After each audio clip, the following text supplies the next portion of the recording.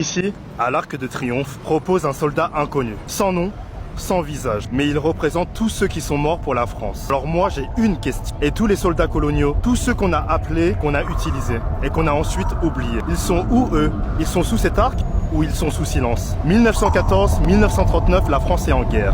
Et qui elle appelle? Ses fils, mais aussi ses colonies. Des tirailleurs sénégalais, des goumiers marocains, des Indochinois. On les a sortis de leur rizière, de leur terre.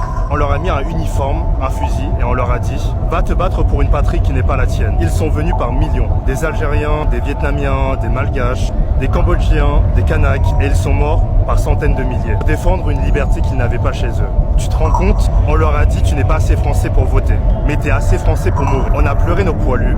Mais qui pleure les soldats coloniaux? Qui parle de ceux qu'on a trimballés comme de la chair à canon? De ceux qu'on a mal nourris, mal logés, mal considérés? De ceux qu'on a promis l'asile en France, mais qu'on a ensuite renvoyés chez eux? Dans l'oubli. Même après la guerre, ils n'ont pas eu les mêmes pensions, pas les mêmes droits, pas les mêmes honneurs. Pourtant, leur sang a coulé pareil.